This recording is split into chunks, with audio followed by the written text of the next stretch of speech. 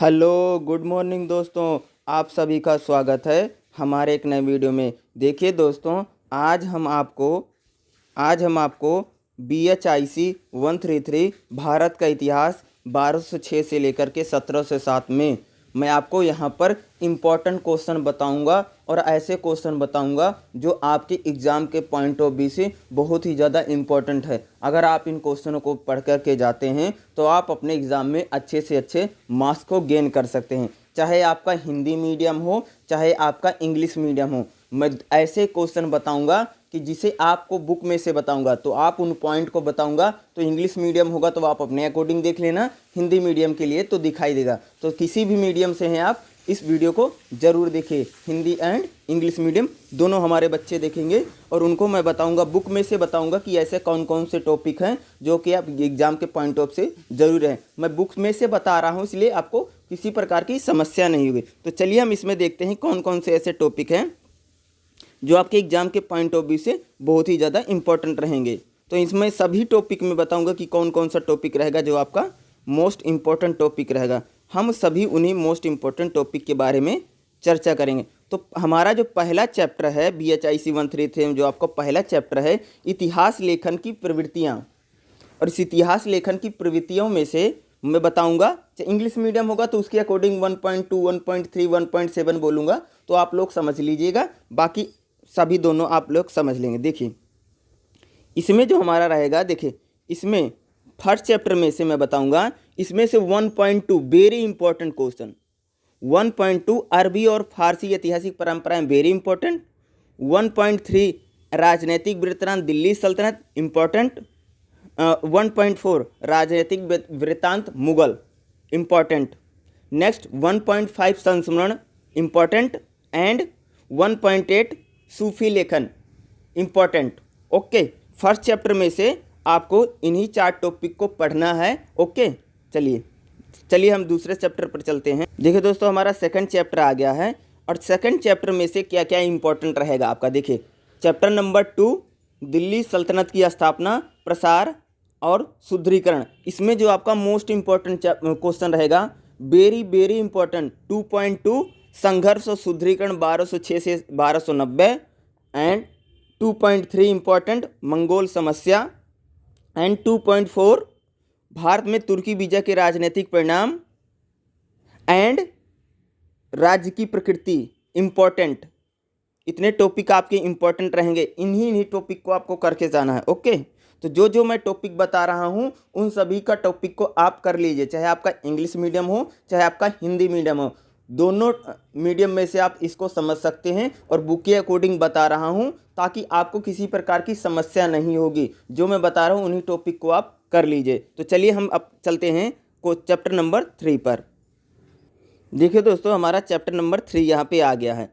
Chapter number जो 3 है हमारा क्षेत्रीय राज्य। देखिए यहाँ पर क्या है कि जब दिल्ली सल्तनत थी उस टाइम पर जो क्षेत्रीय राज्य का उत्कर्षण होता है, वो कौन कौन से क्षेत्रीय राज्य उभर करके आते हैं। तो इसमें जो मैं बताऊंगा आपको जो इंपॉर्टेंट रहेगा, इसमें ध्यान से देखिएगा, मेरी बात को ध्यान से देखो।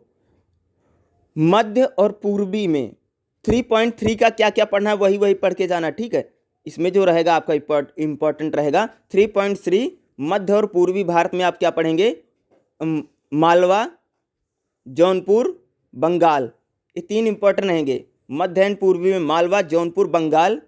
ओके, एंड उत्तरी एंड पश्चिमी में Kashmir, Gujarat and Sindh, Kashmir, Gujarat and Sindh. Okay, इतने ही आपके इस चैप्टर में से इंपॉर्टेंट है। इस चैप्टर में से हमें क्या क्या पढ़ना है, मालवा, जौनपुर, बंगाल, कश्मीर, गुजरात एंड सिंध, इन्हीं क्षेत्रीय राज्यों के बारे में आपका पढ़ना होगा। जिसमें तीसरे चैप्टर में से, क्योंकि जो मैं क्वेश्चन बता रहा हूँ ये प्रीवियस ईयर में बहुत ज़्यादा पूछे गए थे, उन्हीं के अकॉर्डिंग मैं आपको क्वेश्चंस बता रहा हूँ कि कौन कौन से क्वेश्चन है जो आपके एग्जाम के पॉइंट ऑफ व्यू से बहुत ही ज़्यादा इंपॉर्टेंट रहेंगे। चलिए हम चलते हैं अपने चैप्टर नंबर 4 पर। देखिए दोस्तों, हमारा चैप्टर नंबर 4 आ गया। चैप्टर नंबर 4 हमारा क्या है, विजयनगर साम्राज्य और दक्कन राज्य। हम यहाँ पर विजयनगर और बहमनी स्टेट के बारे में जो क्वेश्चंस आते हैं उनको देखेंगे। जो आपको इसमें सबसे ज़्यादा क्वेश्चन पूछा जाता है, यही क्वेश्चन पूछा जाता है, विजयनगर की स्थापना और सुदृढ़ीकरण। इसमें आपका रहेगा 4.3 विजयनगर की स्थापना एंड सुदृढ़ीकरण।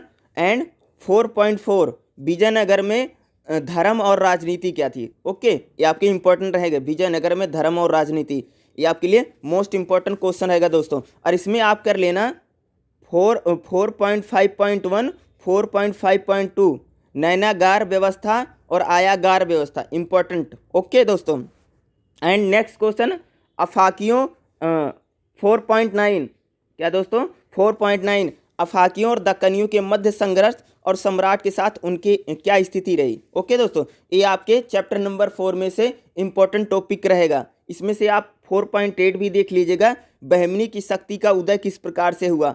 इतने क्वेश्चन आपके इंपॉर्टेंट हैं चैप्टर नंबर 4 से। चलिए दोस्तों, हम चलते हैं अपने नेक्स्ट चैप्टर। देखिए दोस्तों, हमारा चैप्टर नंबर 5 आ गया है, और चैप्टर नंबर जो हमारा 5 है प्रारंभिक मुगल और एंड अफगान, चैप्टर नंबर 5। और चैप्टर नंबर 5 में से 5.2, ओके 5.2, 5.4, 5.2 था आपका लोधी साम्राज्य, और 5.4 बाबर के आक्रमण के समय राजनीतिक स्थिति, वेरी वेरी इंपॉर्टेंट। एंड आपका जो रहेगा इसमें से इंपॉर्टेंट रहेगा 5.6 भारत में मुगल प्रशासन का स्थापना किस प्रकार हुई, इंपॉर्टेंट टॉपिक्स। एंड 5.9 भारत में मुगल शासन की पुनर्स्थापना, ये इंपॉर्टेंट रहेगा। 5.2, 5.4 and 5.6 and 5.9 is very important question. Okay, next chapter पे चलिए। देखिए दोस्तों, हमारा जो नेक्स्ट चैप्टर रहेगा आपका, इसमें जो आपको नेक्स्ट चैप्टर है, देखिए मुगल साम्राज्य अकबर से लेकर के औरंगजेब तक।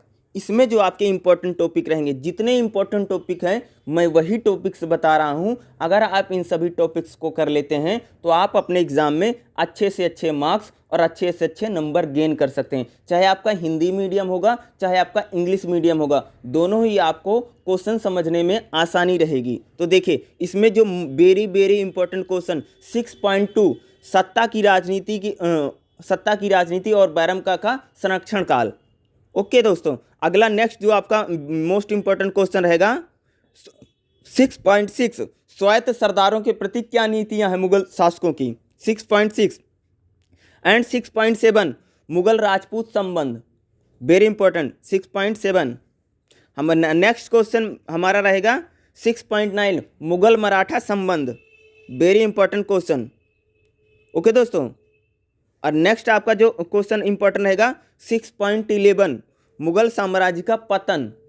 ठीक है दोस्तों, 6.2, 6.6, 6.7, 6.9, 6.11 मोस्ट इंपॉर्टेंट क्वेश्चन। और 6.3 को भी आप देख लीजिएगा, अकबर के अधीन क्षेत्रीय प्रसार। इतने टॉपिक्स चैप्टर नंबर 6 से आपके लिए इंपॉर्टेंट रहेंगे। तो चलिए अब हम नेक्स्ट चैप्टर पे चलते हैं। देखिए दोस्तों, हमारा नेक्स्ट चैप्टर आ गया है। Next chapter very important chapters, प्रशासनिक संरचना।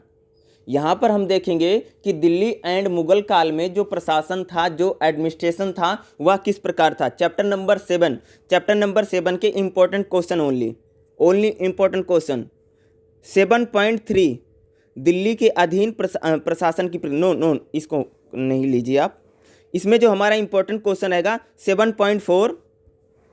7.4 दिल्ली सल्तनत के अधीन केंद्रीय प्रशासन। एंड 7.45 दिल्ली सल्तनत के अधीन प्रांतीय और स्थानीय प्रशासन। नेक्स्ट इंपॉर्टेंट चैप्टर्स 7.7 मुगल के अधीन केंद्रीय प्रशासन एंड 7.8 मुगलों के अधीन प्रांतीय प्रशासन, इंपॉर्टेंट टॉपिक्स। इसमें से आपको जो करना है 7.4, 7.5, 7.7 एंड 7.8 इंपॉर्टेंट चैप्टर्स। दिल्ली सल्तनत के अधीन केंद्रीय प्रशासन, दिल्ली सल्तनत के अधीन प्रांतीय प्रशासन, मुगलों के अधीन केंद्रीय प्रशासन और मुगलों के अधीन प्रांतीय प्रशासन। चैप्टर नंबर 7 के आपके मोस्ट इंपॉर्टेंट क्वेश्चन यही रहेंगे दोस्तों। चलिए हम चलते हैं अपने नेक्स्ट चैप्टर पे।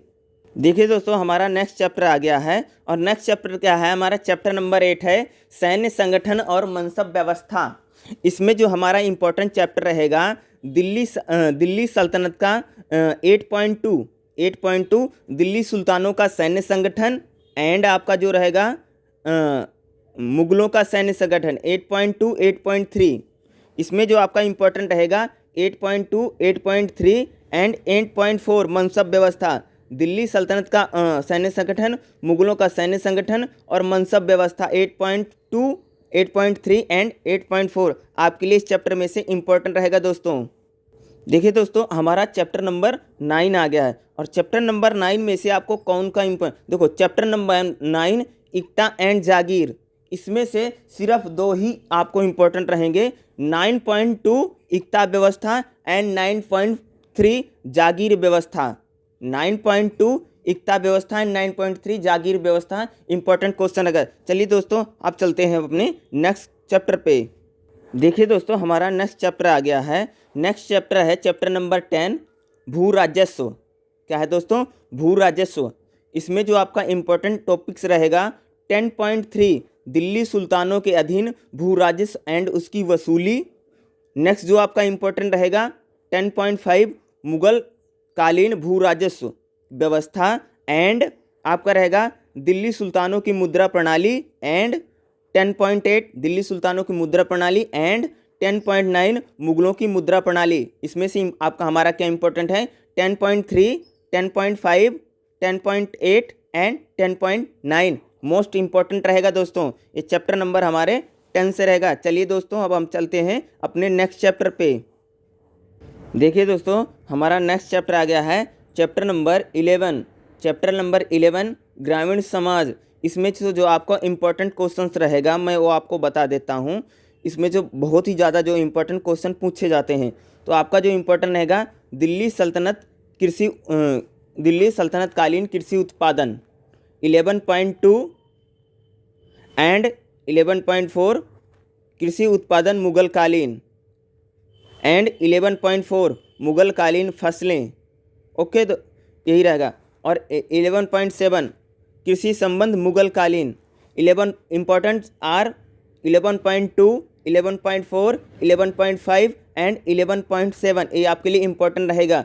इसमें रहेगा 11.2 जो है दिल्ली सल्तनत कालीन कृषि उत्पादन, 11.4 रहेगा कृषि उत्पादन मुगल कालीन एंड 11.4 रहेगा आपका मुगल कालीन फसलें एंड 11.7 रहेगा कृषि संबंध मुगल कालीन। ये आपके चैप्टर नंबर 11 से बहुत ही ज़्यादा इंपॉर्टेंट टॉपिक्स रहेंगे, इनको ज़रूर कर लीजिएगा आप सभी लोग।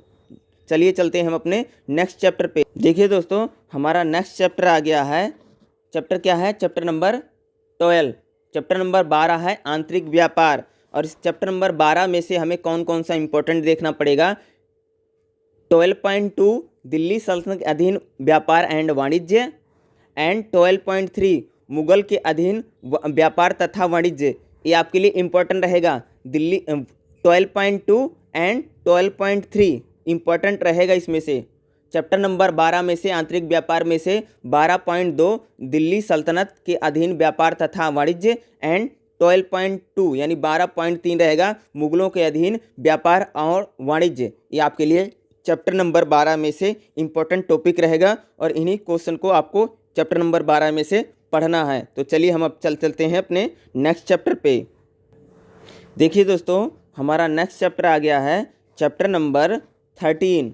चैप्टर नंबर 13 यानी चैप्टर नंबर 13 समुद्री व्यापार। इसमें से जो आपका इम्पोर्टेंट रहेगा दिल्ली सल्तनत 13.2 दिल्ली सल्तनत के अधीन व्यापार दिल्ली सल्तनत के अधीन समुद्री व्यापार एंड 13.2 मुगलों के अधीन समुद्री व्यापार। इम्पोर्टेंट 13.2, 13.3 दिल्ली सल्तनत के अधीन समुद्री व्यापार, मुगलों के अधीन समुद्री व्यापार। ये आपको चैप्टर नंबर 13 समुद्री व्यापार में से इम्पोर्टेंट रहेगा दोस्तों।